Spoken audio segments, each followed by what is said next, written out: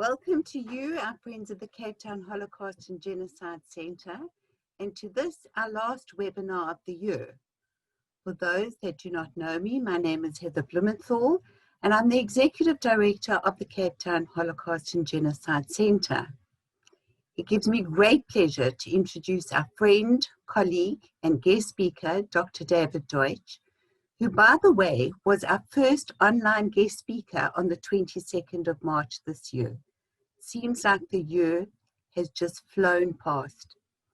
Dr. David Deutsch holds a PhD from the Department of Sociology and Anthropology at Ben-Gurion University of the Negev. His research analyzed the rhetoric of genocidal discourse as a form of intermittent violence against Nazi rule. His thesis and associated research was awarded the Dean's Prize from Ben-Gurion University, and he also received a Yad Vashem Award. Among his many published papers are Politics of Intimacy in the Journal of Genocide Research and Immer mit Liebe in the Holocaust Studies Journal of Culture and History. David is a seasoned writer, educator, and has taught at several colleges and universities. He currently holds the position of Desk Head International Seminars in English at the International School for Holocaust Studies at Yad Vashem. The topic for tonight's webinar is the Roma genocide under Nazi rule. As part of the Nazi worldview of restructuring Europe, ethnic groups such as the Sinti and Roma were branded as a dangerous threat and were violently targeted. In this lecture, David will focus on the persecution of this group and the ramifications thereof. As with previous webinars, our team will switch off your cameras and mute audio for the duration of the talk. I will be moderating our question and answer session at the end of the lecture, so be sure to type your questions either in the chat or Q&A box at the bottom of the screen. It gives me great pleasure to hand over to David. The following testimony is of Wellesima McCray from Arizona, and she's Sinti. She was born around Germany. She speaks German, Polish, English, and with Romani families and her family as well, they had a leg in each world. Her father had also a modern lifestyle. Her father also played for orchestras and performed, and he knew, she had friends also from Berlin, but on the other hand, they had a different lifestyle. They were more nomadic. So this is an ambivalent kind of experience as far as she remembers. And what we're gonna do now, I'm gonna show you 5 parts of her testimony. And through those parts, we're gonna also recap on the history of the Sinti and the Roma in Germany, because through what she says, she talks about the life before, then she talks about the beginning of persecution, continues on to how she dealt with it and her message. So now we're leaving this. We're gonna go into, oh, did I close that? Celeste, yes, I did close it. All right. Yeah. Do you have it open? Yeah, I just actually shared the link in the chat box. Okay, so I have to go into my Shaw Foundation thing. I closed it before. We're gonna do this quickly. And meanwhile, actually it's good, because since I'm sharing my screen, every one of you could see how to use this wonderful resource. I can't stress this any further, because this actually is what the story of the Holocaust genocide is about, the testimonies. All right, so I'm here. Okay, so you have to register. That I did once. And as soon as we're in, I'll begin with her testimony. All right. So we've looked at it today. So let's do this. I hope you can all hear me. And this testimony is about her childhood. I'll give us a couple of minutes. And here we go. Gypsies in Berlin, Germany, and back then I knew a lot of them because we used to all play together and all of that, so, but it wasn't as bad as it's now over there. It wasn't really that bad. So when you were in Berlin and in Germany, were you free to play wherever you wanted to? Not really, no, because people, like I said before, they would call you, names and Notice this, legally, yes, but people will call you names. everything else. It's just like over here, the black people. The same thing, only the gypsies get even treated worse than the black people here. This is also very interesting. That correlation she makes, now that you know the history of the Roma, look how important that history is to the parallel she makes. And without knowing their history, you cannot understand the testimony, you cannot understand the victim, nor could you understand what the Roma genocide was. And that's why part of these introductions are crucially important. What did people say? Oh, just allow the Zigeuner, don't come over here, you, this and that. I can even say them Ausdrücke, I can say that, that's too bad. They would just call you different names, bad names, So when you were young, did you play with other gypsy kids? Yeah, other gypsy kids and other German kids. We didn't know if it was gypsies, Who were your friends? There was a guy, he was down at the schoolhouse. I know that boy, he would come up and play. And then Fischer, his name was Fischer, Sheila Fischer. His name is Sheila Fischer. That is her German friend. Because he was crossed-eyed. He's crossed eyes with one eye. And he would, it's just terrible. I don't even remember a lot of things. So the reason why I brought is to notice her childhood, her ambivalent childhood. On the one hand, you see that she does play with other kids. She even remembers he was cross-eyed, but on the other hand, wherever she goes, she would be called named. And this really describes the ambivalent of the experience of her as Roma in Germany. And the next testimony has to do with the experience during the war itself.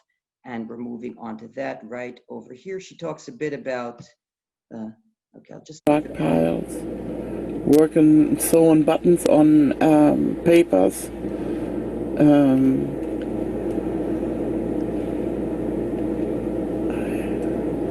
I don't even remember. Were you sick at the time? Yeah, I was sick. I was very sick. That's why I passed out on the last few.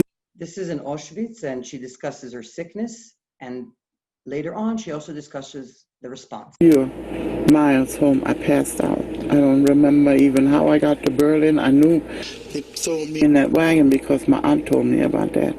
But when you were in Buchenwald, when you had arrived from Auschwitz, were you sick then? Yeah, I was sick then. I had diabetes then. And were you able to work? Yeah, I had to. There was no other choice. There wasn't, can you work? You're going to work. So what was the daily schedule like for you? Well, you get up, you get your things together, whatever you got, your little crap, you leave in benches, you sleep in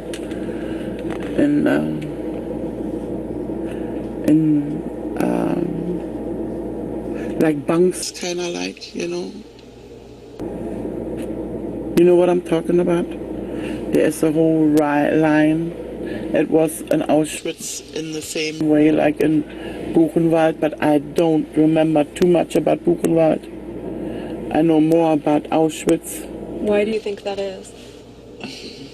I don't know. I really can't tell you. I think it comes from a lot.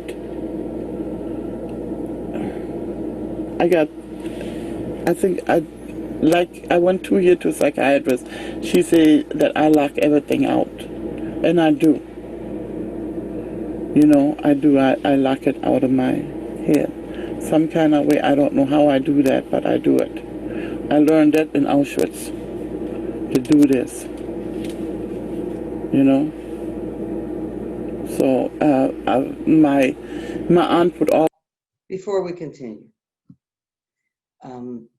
I learned this in Auschwitz to do. I brought you this testimony because she discusses her conditions before Auschwitz, goes on to Auschwitz, but when she reaches Buchenwald, she says, wait, I don't really remember. And when she's asked why, she says, it's too much. She was older in Buchenwald. She was a child, but her harsher experiences are blocked out. Partly of the fact, and she says it, that that's the way the only way that she can deal with it. And it's interesting. It's interesting because when I listen to these tests, many of these survivors are well aware of the mechanisms, psychological mechanisms at play, along with them talking about their experiences. And the next one has to do with cultural resistance, because along with it takes a bit 20 seconds till we're going to reach there.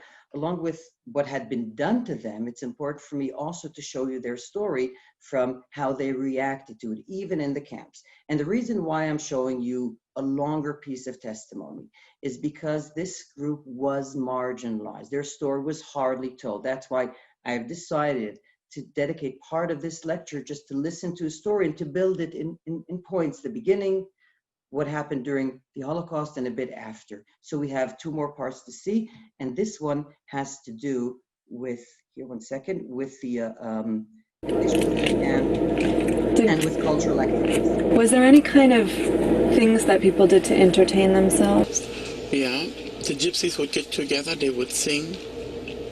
My cousin, she lost her boyfriend in it, and she would sing some bad songs. You know, and they have a song. I don't know the name of the song, but you know, from the sound of it, you can hear that it's really sad, you know. And they would sing the song. I can't remember that really. I don't know. He would sing a song from Auschwitz. That they went from Auschwitz to Buchenwald and then from Buchenwald home, and after that they would sing that song. But they would sing songs. The gypsies would get together in the evening and would sing songs, and then somebody would come in and would tell them to shut up and be quiet. And you couldn't do this and you couldn't do that. They took anything you had. It was something worse to you, they would take it from you. You know what? If it just was a hairpin, it just was something you stick in your hair or anything like that, they would take it from you. Yeah. Did it make you want to fight back? Yeah, that make you fight back, but you don't want to do that, you know? Did anyone ever try to get away? Oh, a lot of them tried to get away. They came back dead, you know? The Nazis would make sure that they come back dead. That's why when we walked to Berlin. Sure, she's going to talk about her aunt, but again, here we see both sides. We see the singing and also the reality of if you had anything, they would take it away from you. So that's the experience. One more thing, liberation. The next part, she will talk about her aunt, and she will talk about the fact that her aunt dies. I want to add a piece of information. Her aunt does not die in 1945. Her aunt dies in 1947 of cancer. But I'm giving you this piece of information before you listen to her testimony, and notice why she said she died and what she links to it, although we know she died of cancer later.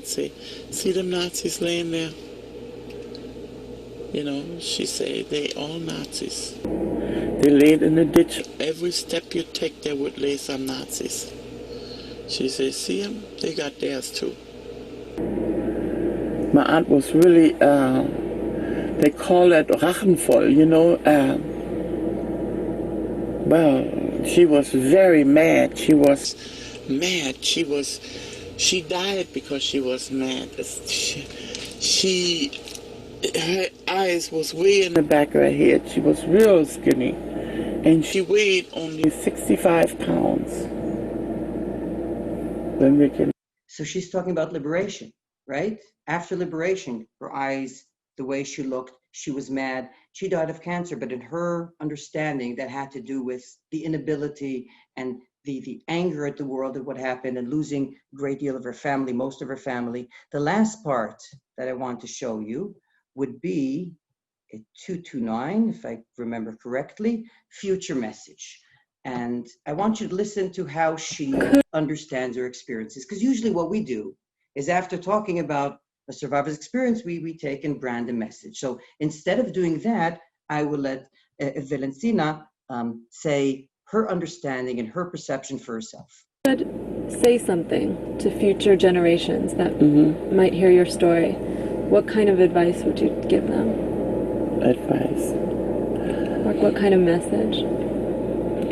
I would tell them that they should love anybody and everybody, as everybody is a human being. Nobody is no animal. No, nobody get treated like an animal. I'm sorry, I don't mean it. Nobody get treated like an animal. Why should you be better than anybody else? You are not no better than anybody else. You are a human being. You made out of flesh and blood, and that's the way it is. There is nobody different. Only maybe it's the different is the education, and that's all. Look how simple, and yet so crystallized into one sentence. We talk about Holocaust education. She says the basic two values of it. First of all, the equality, the awareness, the motivation, and the idea of providing you with this testimony, beginning from the beginning and really giving it in beats, is to demonstrate a Roma genocide story to the degree I can from the perspective of the victim.